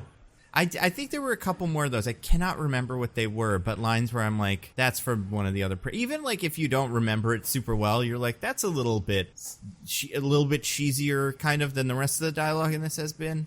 But yeah, I don't remember what it was. It would have to be something. It would have to be a line like, "It's not hunting them, it's hunting us," or something like that. That's like, that was originally spoken by Arnold Schwarzenegger. But it was cool. Have you ever heard what the gun... I don't remember if this is true in terms of the canon, in like some sort of comic or something, but do you know what the gun used to be? No, this I did not know. So I really cannot... I don't have all the details clearly, as you'll hear, but the big detail is, I don't know if this was ever like in some comic book or just something the fans made up, but I believe the gun was supposed to be something a Predator got from a pirate who the Predator met in like the 1600s or whatever and just hung out with for a while, and they were friends. And the pirate gave the Predator this pistol, and that's where it came from. So that's pretty good. Yeah, they so I guess that's not true anymore, but it's still, maybe there was still a pirate Predator friendship that we can get in the future. Yeah. The gun was cool. How about this one? Speaking of things that people say, I forget who this is. Diggins, I think this is one of yours. Spun the wheel. There's an animal trick. That's an animal kind of trick. Is a line from Dune. Another classic, mostly nitpicking movie we talked about. Yeah. Where Charlotte Rampling in that movie is telling Paul Atreides that an animal, when caught in a bear trap, will gnaw off its leg to escape. But that's an animal kind of trick. A human will feign helplessness so that the hunter will approach and he can get his revenge. I bring this up because in the middle of the 10-minute slaughter of the Frenchman, Naru and her brother have been tied to a tree as bait, which is another thing she realizes. Like we said, her whole thing is she like kind of understands the Predator's behavior and his stuff better than everyone else does because she like observes. So she has realized that the Predator won't go after them because it wants to hunt. It doesn't want to just, kill people. So they're trying to escape, and she finds a bear trap and is like, we can use this to escape. And then tells a long story about a beaver that gnawed off its leg to not die. And it's just like really, really building up, not just to the audience, but to her brother, that she's about to like cut off her hand so they can get out of here. And the whole time I was thinking, like, it's a bear trap. Just, like, break the ropes on the bear trap. And it turns out that's exactly what she does. But for whatever reason, decided that it would be really cool to make her brother think she was going to mutilate herself before she does it. Yeah, that was cool. She's smarter than a beaver. That was a good line. I gotta admit, that line. I thought it was so, like cheesy and just like, I'm smarter than a... Yeah, but it's a Predator movie. Yeah, this is good. Like maybe Arnold Schwarzenegger said that in the original one too. I forgot I'm smarter than a beaver. I'm smarter than the average beaver. That wasn't my best Arnold Schwarzenegger, I have to say. It's okay. They've been done so much that they're all accents of other accents. It's not even fun. It's not even fun anymore. I think it's possible I don't get these movies. I don't see how. Like, once you get the idea that they're like not supposed to be super good, that like the cheesiness is the most entertaining part a lot of the time, or like the cheesiness as a vehicle to kind of enjoy the other parts. I think like It would be like not getting like Rocky Horror Picture Show or something. But like you need someone to say like, no, but it's all, we're laughing at the fact that it's bad. Like not that that's what this is, but that's what like Rocky Horror Picture Show is. I think you should watch the first Predator. I think you'd enjoy it, A, because it's just sweet. But B, I think it helps to contextualize some of this. Yeah, it's pretty sweet. I do. Yeah, it is insane though that she tries to freak out her brother for no reason. Right. Although this is something I've read that the actor that plays him's last name is Beaver, so it's maybe her fucking with the guy's name is Dakota Beavers. So maybe she's just talking shit to the fellow actor. Maybe. Yeah, maybe she threw that in to be like, yeah, beavers are stupid. Yeah. God, can you imagine growing up with the last name Beavers? It's gotta be rough. Especially if you're our age. I have to imagine amongst the Comanche that's not a very unusual name. That's probably true. But still, I feel like it'd be like, oh, what are you, angry? Beavers? Like, I don't know. Or it's like, we gotta leave it to Beaver over here. Yeah, kids in middle school will be cruel about anything, but and then for the other reasons about the word beavers, but like, yeah, it just seems like a name. The Man Show reasons. Callback. Yeah, exactly. It's tricky, the last name. I spun the wheel again, landed on one of mine, arrow lasers.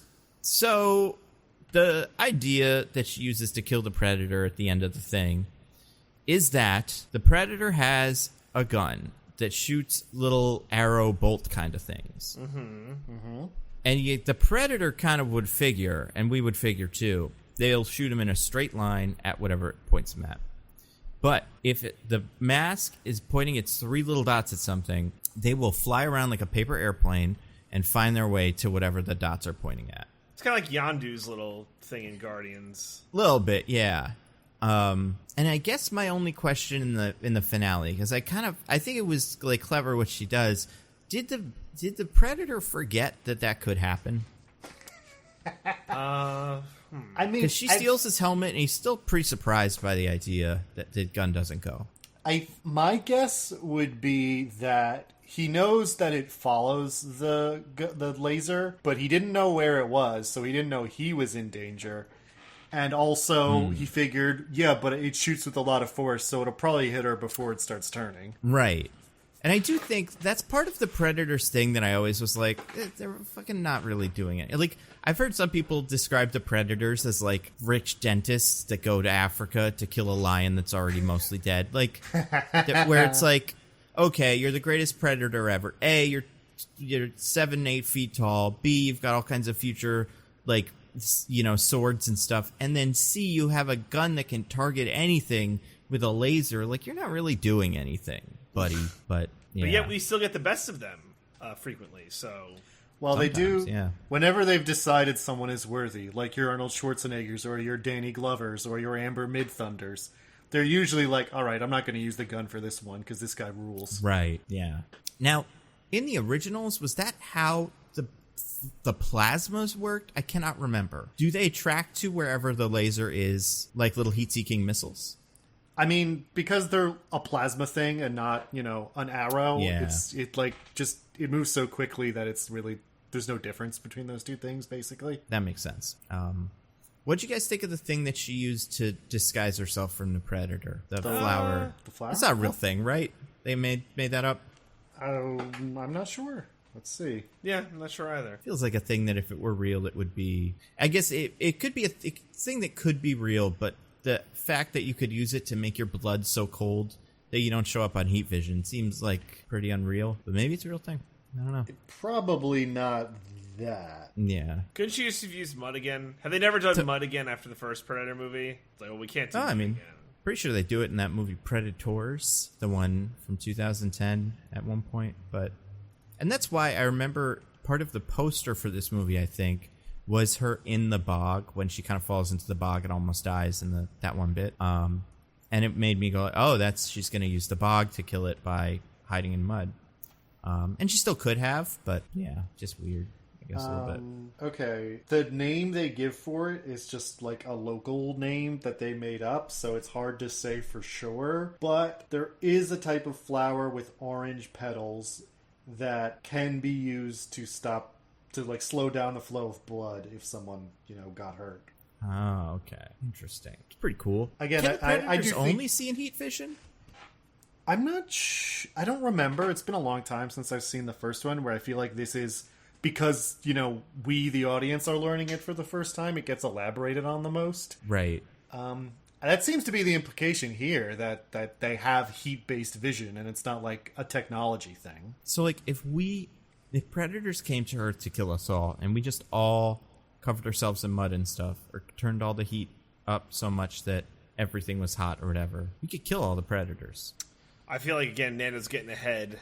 Yeah, Well, it's the next thing on the wheel, because I did just spin it, and it landed on one of DJ's, which is, but can Nando kill it? But can Nando kill it? The ultimate question. So, obviously, I don't have access to this flower thing, so that's tricky. But, like, I'm sure I could find mud or something. And, like, if I could do you know the that, ingredients of mud? Do you know the recipe? I don't. I have to Google it. But, I feel like I could do a quick Google. Honestly, it would be hard to find, like, dirt in the city. It would be a little tricky. But there's so many ways to, like, cool yourself down a little bit, or, like, set a fire somewhere else to distract the predator. Because I would imagine if you're in a place that's on fire, his heat vision also must go insane. Like, he can't see anything. Enough so that I just feel like the killing the predator part is tough. Like, could I stab it with something hard enough to break through its skin? Probably not. But, like, could I evade a predator for a while? If I know the rules of Predator, I think anybody could. I don't think that part's that hard at all. You think avoiding what are supposed to be the greatest hunters and trackers in, like, the universe would be easy? Yeah, I mean, they have a really silly weakness that is incredibly easy to exploit. I don't see... Like, it's kind of like the Quiet Place monsters, where it's like, they're really, really scary, except their vision is based on this one thing that if you just don't do it, or, like, kind of mess around with in this other way, you can make it. Like, you'll be okay. This is the Invisible Man problem. You need to know it's coming, and that's not the case. Because it's also an invisible man. It's an invisible man with extra stuff. Well, also, the invisibility of the predators has always been... It is one of the worst invisibilities in the history of invisibilities, because it's always like, if you squint, you can see it, but you have to, like, really look for it. I don't know, DJ, you haven't seen the other ones, but, like, especially in the beginning ones, it's always like this, like, weird kind of clear kind of outline in the world where you're like, that's where the predator is. Sometimes it's easier to see than other times, but, like, if I was told, I guess, like, how much notice am I given in this situation? Like, if it just jumps on top of me, then, like, yeah, I'm dead. But, like, if I know a predator is on its way to get me... So, let's say we give you, like, a day's warning. You have one day, a predator's coming after you. Well, yeah, because I do think if I had a gun, I'd have to get, and, like, I could... But this is America, so a day is enough time to get a gun. Exactly. And, like, I could, start a really hot shower or something, and then hide in my refrigerator, wait until the predator walks by me, which I'm assuming I could just hear, and then when its back is turned, while it's on the way to the hot shower, just shoot a bunch, and then, I don't know. I don't know if that would definitely kill it. I think that would probably kill this one, because, like, the French guns kind of suck, but... Well, it gets shot in the head by a French pistol, and that's he's true. not dead. Yeah, I mean, I guess, like, because that would be my plan. And I guess the thing with the predator, with killing a predator, is you have one shot to kill it. You can hide and then do one thing. And if that fails, it will kill you immediately. So I guess it's just a question of, like, can I shoot the predator fast enough? You know what else I would want that I think would also be really helpful is a flamethrower. I think if you use a flamethrower on a predator, then the predator can't see either, and it's kind of, like, screwed. I mean, has that effectiveness been tested? Predators can also hear. Like, right, yeah. It's not like if they can't see anything, they're useless. I don't know if a predator has ever been hit by a flamethrower. I feel like it probably has. Again, probably in that Predators movie that I can't remember much from. But yeah, I feel like that would be a good way to get him. I don't know. So I will say I think it could be done if I had prep time, access to a flamethrower, and, like, a big gun. But it would have to be a gun that could kill a predator. If that exists, then I could kill it. I don't know. But I think most people could. I think you're out of your mind to think you could sneak up on a predator. Same. Well, same. That's again, never like been the case. Or that the it hasn't body been the heat case thing. when I've seen it. You hide in the fridge. It can't see you. But again, like, even if it can't see you, it has other senses. And You you're can't not, sneak up on it by hiding in a refrigerator, also. Why not? Well, like, play it out. How would you sneak up on it by hiding in a refrigerator? So if the predator were coming to my house, like my apartment, it would have to walk by the fridge. We're not saying that. My scenario that I'm positing is we tell you a predator is going to try to kill you starting one day from now, and it can do whatever it wants. It doesn't have to come to your house. Sure. But I guess like I think it would be valuable for me to go to my house to hide from the predator, so that I could set some trap or something. And the trap, I think the best way to hide from the predator is to clear out everything in your fridge and just sit in your fridge, turn the cold up to as high as it can, go, because then the predator can't see you. It can hear you, but also you can play music or some shit, and the predator can't hear that. You will eventually die of hypothermia, so it could just not come in if it doesn't see you in there. Yeah, but that's why I have to have the shower going or something.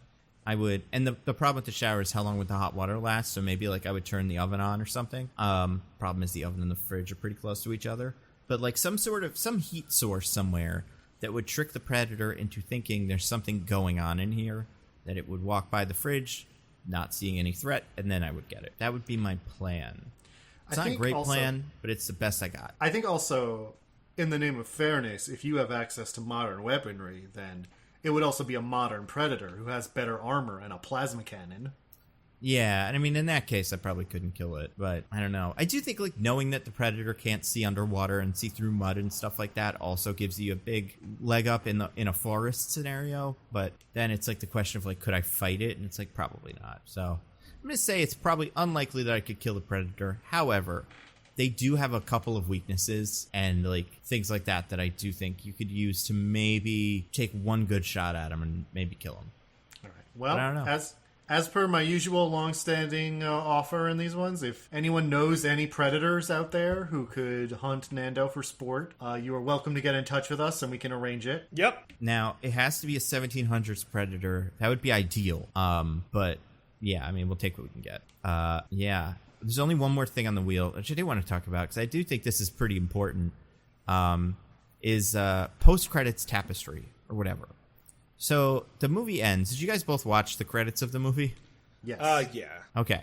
So there's a post-credit scene, kind of, where the Predator ship comes to the tribe at the end. Yeah. What are After we supposed to ending. assume happens? So I think it's kind of deliberately left ambiguous what happens there. There has to be some explanation for how they ended up with the pistol, I guess. Right. So here's what I think is, like, the obvious implication that would be the first thing you think is they found out that they killed a predator and they go and kill them. However, Right. the evidence we have from previous Predator movies is if you kill a predator, especially in a fair fight, they think you're a huge badass. Yeah. So I think it's more likely that they stop by to be like, hey, give us his head back, but you're cool. Yeah, I mean, do you think she went to the Predator? Like, do you think she got adopted by the Predators or something? Well, no, maybe. Nando, she doesn't have autism, so she's not the next evolution that they're looking for. That's true. What value would she bring? Then I guess to be the question clear, is, this is an incredibly stupid plot point from The Predator. I'm not trying to make Yeah. fun of autistic people. No, Diggins. that's be the movie's honest. job. We know what you're doing here. We know Yeah. what you're doing. If you haven't heard our episode on The Predator, go back and listen to that. It's probably great. I haven't listened to it in a while. I might now. Yeah, right. I guess the question is, like, and in this universe, do people know? Do the Comanche people, these Comanche people? But I assume they share this information with others. Do they know about predators now? Oh, Is this like a I'm thing? sure. Yeah. I guess this specific tribe knows about predators, but I mean, who's going to believe them, especially if the predators do take the head? Right. I guess that's true. Yeah. Also, is the predator blood usually green? It usually is kind of a neon glow-in-the-dark sort of thing, yeah. Okay. I could not remember if that was... Because alien blood is also green, right? And Alien that one is, blood like, Is acidy. acid. I don't know. Yeah. I guess it has a greenish color, but the primary thing about it is that it's acid. Okay. Yeah, I couldn't remember if it was both or what. Yeah, that's all I got for this on the wheel. What would you guys want from what other time period would you want to send a Predator to? In a sequel or something? I wanted to take place in, like, the Renaissance with Leonardo da Vinci. Let's do Leonardo da Vinci inventing predator hunting machines. that. Yes. Like it's Assassin's Creed 2. Exactly. That would be so sick. I would love that. I've heard a couple speculations on this. For example, a samurai versus a predator. Ooh, that'd be fun. Sengoku Jidai Japan, or a Roman legion versus a predator also would be really cool. Ooh, 300 style? Yeah, that'd be cool. I mean, they're Greeks in 300, but okay. Whatever. Same idea. You know, Only what would you know be the fun? difference. What? You know what would be fun? Mongol horde versus predator. That would be Yeah, that would be fun. Yeah, I would like to see maybe like Alexander the Great take a shot at it. Someone who throughout history, it's like they're the biggest badass you've ever seen. Like, what if they had to kill Predator? That might be Genghis cool. Khan versus the Predator. Yeah, like I don't know what else what would even be better than that. Like Napoleon versus the Predator. Like I guess I'm trying to think of like specific places I would like to see a Predator go in America at a specific time. Like Well, in America limits it because Yeah, we've if you go further back than 300 years, it's pretty much just this movie still. Yeah. oh sure, but I'm thinking like would I want to see a Civil War Predator movie? Like Django Unchained, but with predators or something like that. I don't know. Like, yeah, it's tricky. I do like the setting of this a lot as a largely unexplored, like, by movies thing, but also, like, just cool to see. And, like, a group of people who would fight a predator in an interesting way. But, like, yeah. I mean, honestly, I don't know what like, I'd want. put a predator in a different time period and have it fight some type of warrior, that from that society that we would be familiar with, is a winning formula as long as you keep, doing it well, like this one. What if we sent a predator to Transylvania, but Dracula was real and it was Predator v. Dracula? That could be interesting. Can Predator join the dark universe? Oh, maybe. Yo! You always got to try to reboot it. That's the rules. So this would be the reboot from that. That sounds great. Oh man, I would love a Predator Dark Universe. Yeah. Just take that stupid picture of them all in the black sweaters, but there's just a Predator next to them, like hands folded in front of it. I want all Predators and Russell Crowe. Like everybody is replaced by Predators except for Russell. He's there with his hand over the thing like usual. Does Sure, he? someone could Photoshop that. When Russell Crowe turns into Mr. Hyde, does he become a Predator? Oh, that would be tough. I can't imagine he wouldn't. I mean, I wonder if he could beat a Predator. He bent that table that one time and threw that other table. That probably is enough, right? Yeah. Yep. Yeah, that would be cool. Be very cool. Maybe like a Predator teaming up with Zorro. I don't know. I'd pretty much watch anything like that. King I do Arthur, want Predator. Yeah. Like who's like a really weird historical figure that it's like a real guy far enough back that it's like not a big deal. Like it's not like, Ronald Reagan or something, but like someone who it's like, man, it'd be weird if they fought a predator. Because like King Arthur, that's like a real guy. And like your Mongol hordes and like, those guys, Genghis Khans, those are real guys. Those would be pretty cool. What would be a really weird one to send against? I wouldn't mind a Victorian Predator, kind of Jack the Ripper and Predator together. Maybe there was no Jack the Ripper, it was just a Predator. Or maybe it's Jack the Ripper versus the Predator. Yeah, maybe the people have to rally Jack the Ripper to help them kill the Predator because he's the only one that can, and he's like a guy chopping wood in a fucking like log cabin back in Victorian England. Well, but he's not chopping wood; he's like chopping out a prostitute's heart. That's true, and that's the thing with the Predator movies. You need a Predator villain. You need a group of people with an interesting kind of aesthetic. That's important. So like Victorian England has that. You also need a bunch of people who the Predator can kill, and it's okay. Like, so... A Predator attacks the Donner Party. No, my God, yeah. Oh, that would be great. Yeah, have the Predator kill everybody in the Roanoke colony or something. Like, have all the great unexplained moments of history where it's like, Bermuda Triangle, that was a Predator. Just jumping up and ripping planes out of the sky, The Sea Peoples were cool. actually predators. Oh, for sure. There's no question about that. Yeah, I like that a lot. Well, they've done like Alien vs Predator. Could they do like Jason vs Predator? Like, could that? Yeah, be, I mean, you definitely could. You could do like I'm trying to think of like public domain characters like Sherlock Holmes Winnie the versus Pooh. the Predator. Winnie the Pooh. Oh, versus Winnie the the Predator. Pooh. Yeah, 100 Acre Wood. We've never seen a predator there. All 6 or 7 of those guys all trying to kill a predator. I'd watch It'd be it. fun. Yeah, I think Rabbit would be helpful. Yeah, for sure. Yeah. Who gets killed first, do you think? Eeyore. No, Eeyore gets No. killed last, and he's bummed about it. Gopher, maybe. You might kill somebody who's not super important. It can't be Piglet. It could be Pooh, honestly. Because, like, I think the obvious, not the obvious, but, like, the less obvious answer is put the kill Pooh originally, and then, like, Piglet is the focus of the movie or something. Oh, yeah. So, like, good choice. overcome fear. Yeah. But I do think Eeyore has to survive, and every time someone gets killed, oh, man, it should have been me. Or like a predator goes to kill Eeyore, and he's like, well, Not worth it. I always knew it would have turned out like this. And Yeah. just kind of like lay down and accept it, and the predator's like, well, this isn't even fun anymore. Yeah, that would be great. Yeah, I feel like that would be fun. Yeah, it's great. Cool. Any other thoughts about Prey? Maybe they should release this in movies. That's like my only other thing. I don't know. Yeah. I really don't. I haven't looked into it, so maybe there is some reasoning that they've given. But I really don't understand why this was some kind of like shoved into a corner Hulu release when it's a pretty good movie. Yeah, I wonder if it was if the idea was like, let's make good movies on Hulu instead of bad movies. Like, 'cause it has become like the like Artemis Fowl, like, all right, you got a shitty movie, you put it on your streaming service, but maybe they're trying to be like, no, we'll put good movies on here too. Right. Yeah, people every will once in buy a it. while, we'll put a good movie on to just throw people off, so they start thinking Yeah. all of them might be good. Exactly. So I don't know. It is weird though, because like I haven't seen Bullet Train. I have a feeling this is better than Bullet Train. And I guess Yeah, Bullet yeah, Train has probably. Brad Pitt. I guess I would imagine the marketability of the movie is the tricky part because it doesn't Yeah. have any stars besides the Predator, which is a good star, but you know, Yeah, It's not Brad Pitt. And the last Predator movie bombed, although that was because it was bad. that's true. That's a good point. I mean, if you got Dwayne Johnson in there somewhere, then you got a movie, an uncancelable movie that everyone wants to see. But What if in the next one the Predator is just Dwayne Johnson, but he's not Dwayne Johnson as a Predator?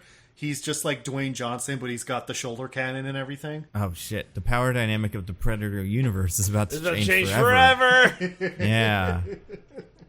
I mean, I'm sure if he barged into, Hulu Studios and was like, you guys, this is what I want to do, they would make it. So maybe that should happen. Do you guys want to get to our classic segment? I would love to get to our I classic would segment. love that. Okay. DJ, do you have anything to recommend to the fine people? I do. So, yeah, I've been looking for like a lot of background stuff just to watch, like when I'm up with the boy, or just stuff that I don't have to put a lot of brain power to. And I started watching Blown Away on Netflix. Have you guys ever like heard of the show or watched Oh, the the Glass Show? Yeah, the glass blowing show. Oh, The show is it based on good? M. Night Shyamalan's movie Glass? Yeah, and how it blows. One of the worst movies I've ever seen. No, it's fine. I mean, it's pretty bad. I mean, no, it's not fine. It's quite a bad movie. No, it's not fine. Not at all.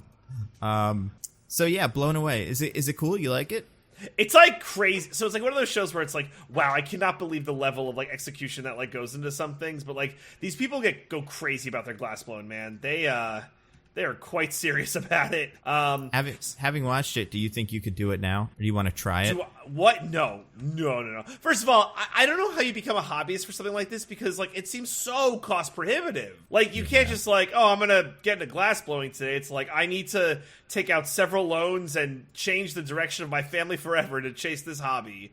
But it's entertaining to watch, and like I know I've talked about watching Forged in Fire before, and like that's good. It's like knife making and stuff. But with this, like the stakes are so much higher because like with glass blowing, like something could just like fall or drop at any minute, and then it's like fucking game over. That's a good point. So like things get like really charged up, and it's pretty good to watch. Yeah, so like new season like just dropped. Again, I think it's interesting. If you like any of those like Forged in Fire crafting shows, or just want to like learn about glass blowing, and confirm it's something that you may never do or do if you want to, I would definitely recommend watching this show. So yeah, Blown Away on Netflix. Awesome. Diggins, what about you? You have anything to recommend to the fine people?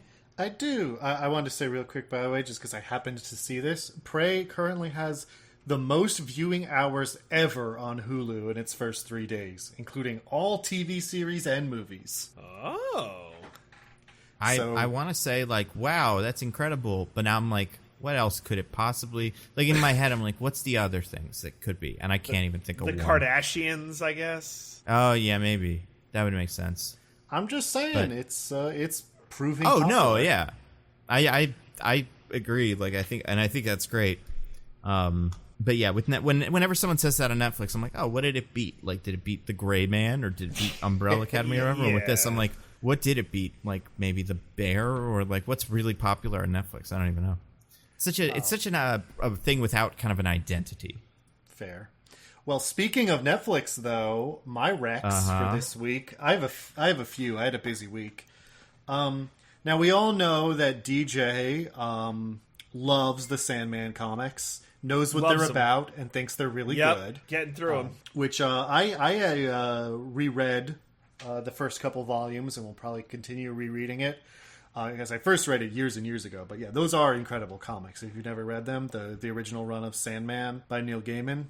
It's this very kind of like mystical, philosophical sort of comic that got made a lot in that time period. You know, in the tradition of like Alan Moore's Swamp Thing, or I forget who wrote Animal Man. Grant Morrison's Animal Man. It's like that because it's theoretically a reboot of the old Sandman series about the guy who fought crime by wearing a gas mask and throwing sleep bombs at people. Yeah. But in actuality, it has like absolutely nothing to do with that because it's about the personification of dream, one of the 7 endless, which are all personifications of concepts like destiny, death, despair, desire, and kind of just like it goes back and forward in time, showing a bunch of different things, and often tells like little side stories that at first don't seem to have anything to do with anything else, but a lot of them end up coming back and mattering in the end in a really cool kind of layered way. Yeah, great comic. I bring it up now because the Netflix show adaptation of that comic just came out this past week. It covers the first 2 volumes of the comic, and I've watched it now, and it's quite good.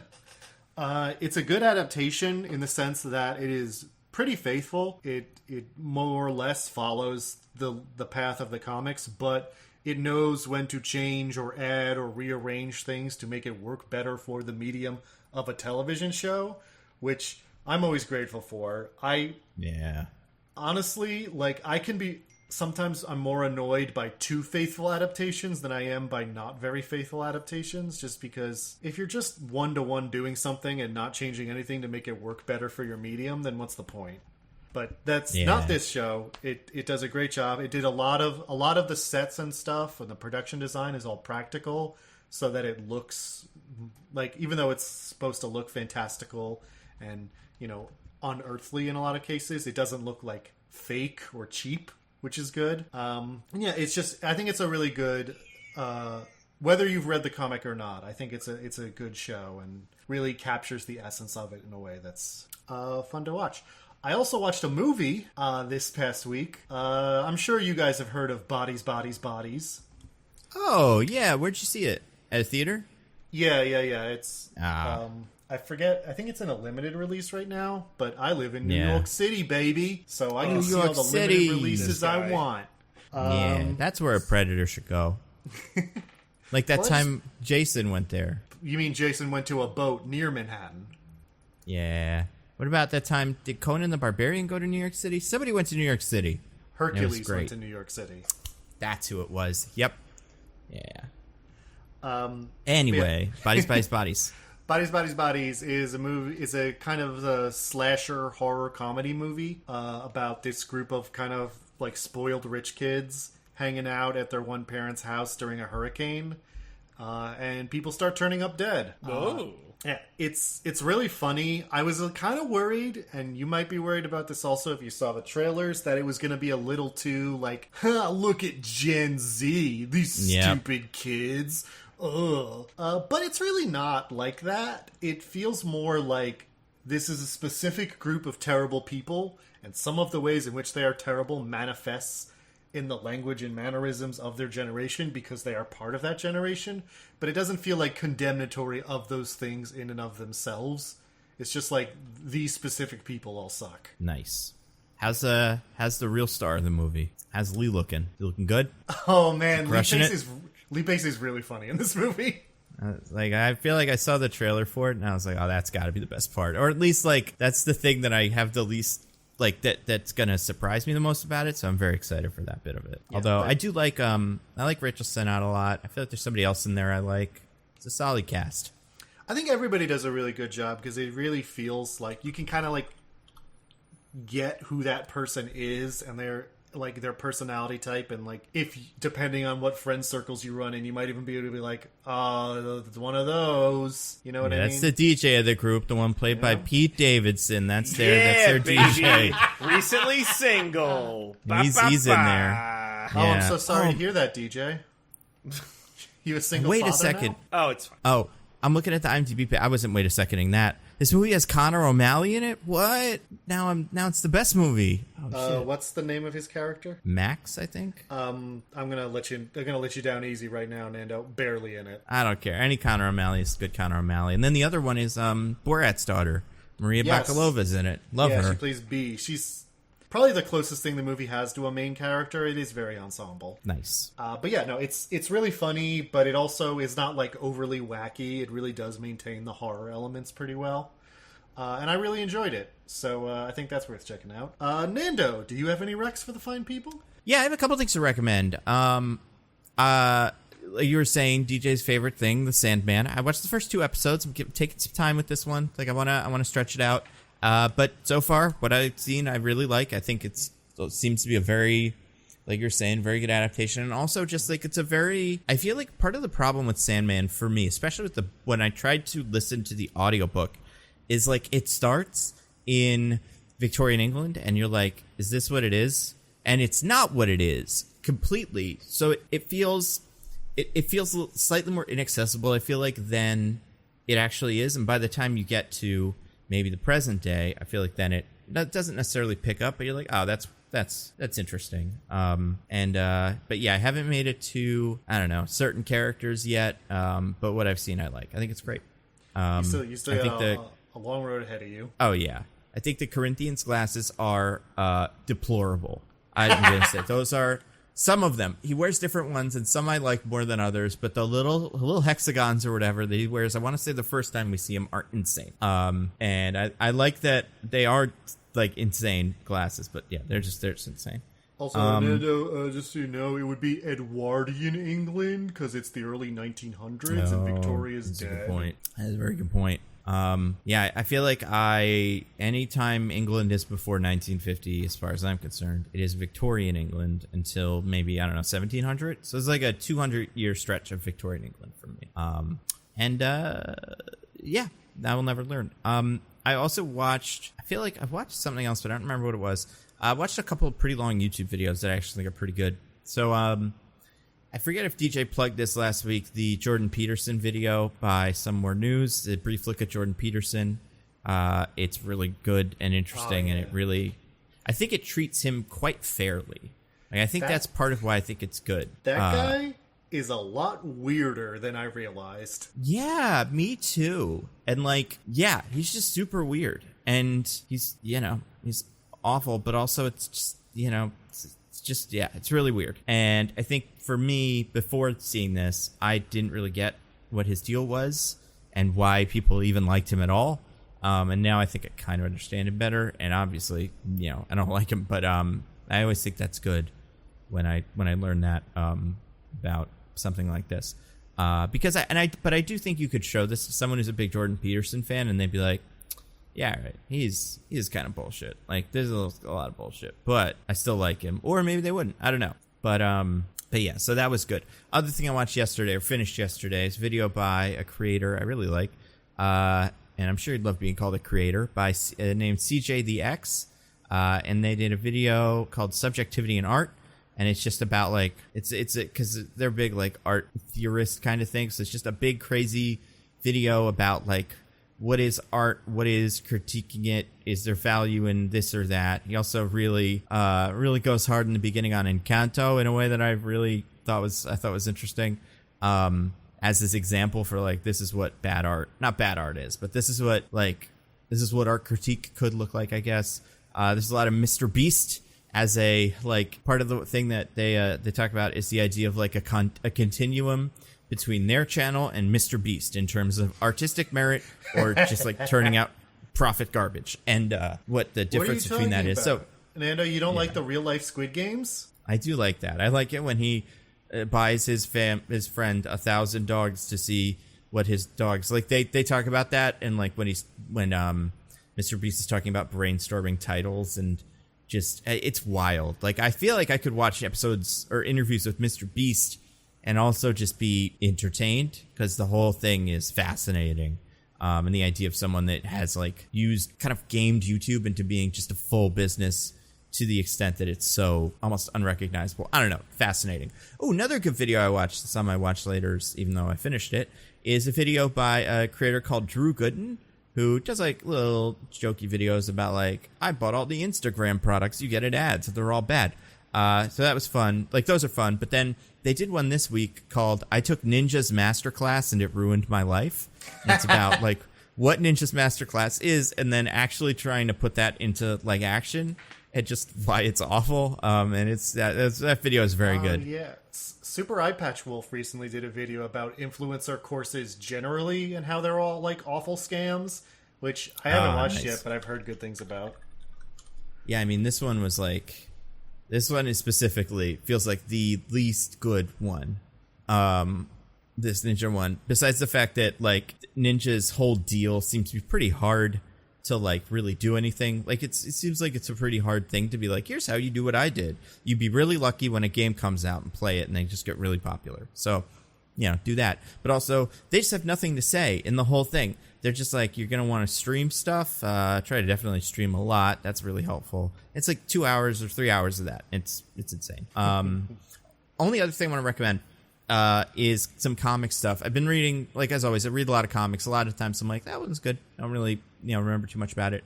I have read in research for my Batman casting the Bat family video, a lot of Batwoman comics, because I never read any of them before. I've read comics that she is in, but she has 2 solo series that are the 2 that most people talk about. One was from her New 52 run, and one was from her Rebirth run, and they're both really good. Like, I know some people like the 52 one more than the Rebirth one, and I get why, in terms of like story and stuff, but just the art like is insane. And I feel like if people maybe had a bad taste in their mouth after this, after that the CW show, that people were like, this isn't very good. This is a good way to be like, now this is why this character's cool. And yeah, but something about the red hair and the big red cape and stuff, it just makes it look, seems like a really fun character to like draw. So, well, Nando, both of those runs, yeah. With our new CEO, we won't be needing any casting for any Bat females anytime soon. That's a great point. I actually might cut that. Well, maybe they'll reboot Batwoman as a man, so like be Batman 2, maybe is what they call him. Batwoman man. Yeah, and then maybe we'll have to cast. One thing that is really hard about casting this character is she is insanely white, like looks like a ghost. And it's not like the kind of thing where it's like she is paler than others. She is drawn with no color. So I don't think you have to get that quite right, but it is just like, I can't think of another comic character that looks like that isn't also like suffering from some sort of like blood disease or whatever, or like is secretly a vampire. They didn't do that for Dream in Sandman, who looks like that because he's a mystical, personification of an idea. That's true. They did it for Dr. Michael Morbius at Your Service as a little weird white, like you got really white skin, but even that is not quite at this level. So I'm curious as to if they ever do anything with her. I mean, they probably won't because she's a woman, but if they did, I'd be curious to see how who would play her. But she's a cool character. So those 2 runs are both very good. I don't remember the names of either writer. J.H. Williams III and W. Hayden Blackman is the first one. And the second one I think is James Tynan, and I can't remember who else. But yeah, they're both excellent. So yeah, those are things. Next week, what are we doing next week? Diggins and DJ, but mostly Diggins, I'm going to think. Probably. That's a great question, Nando. Right. I mean, DJ, of course, has no input because there's no thoughts in his head. But obviously. Obviously. Yeah. What could we get? I mean, Is we anything could do coming Predator out? 1. We could do Predator 1. It's a fun movie. We've got a huge, like, window of nothing. We could do one of our deaths. We could do Bullet Train, because that's still out.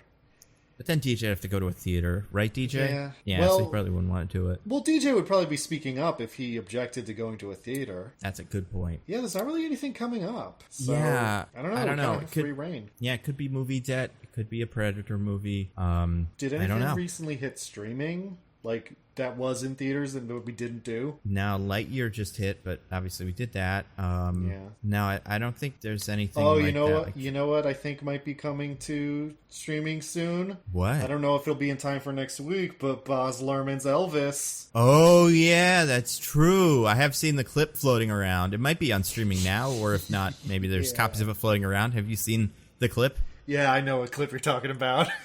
So good.